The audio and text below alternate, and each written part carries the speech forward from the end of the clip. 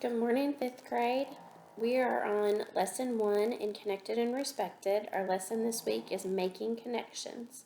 Our gathering will be saying our name and our favorite food. So, teachers, if you'll have your students sit or stand in a circle, and you're going to have them introduce themselves and share their favorite food. So if I were a part of your circle and it's my turn, I would say, my name is Mrs. Cordova and my favorite food is tacos. For our agenda check, the gathering gave the group a chance to find out a little bit about each other.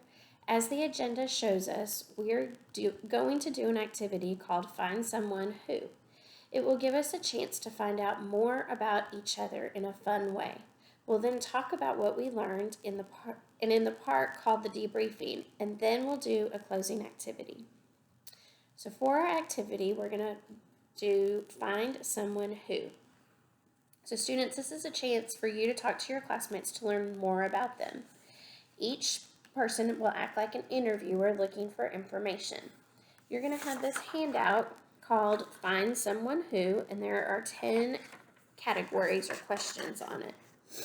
Some of the questions say, find someone who likes to write stories, or find someone who has an interesting pet, is the middle child in the family, or likes to listen to music.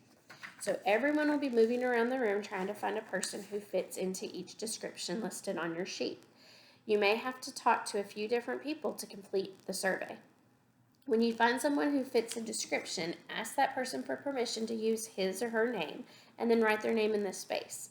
A person's name can only be used once.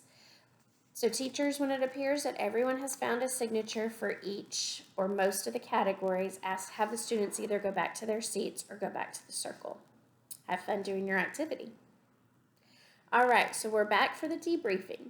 What did you notice about yourself and others during this game? Teachers, you can have your students share with you or with each other. Did you learn anything new about someone? What did you discover that you have in common with someone else in this classroom? If you were making up questions for this game, what would you add? Finally, we're moving into our closing. Stand up if.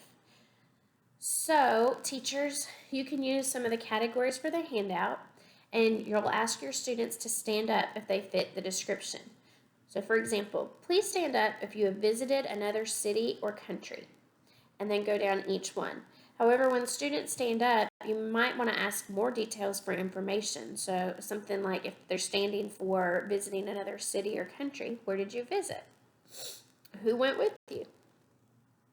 How did you enjoy it, or did you enjoy it? So this helps to bring awareness to all the students' similarities and differences. And this is a good thing because we'd be very boring if we were all alike.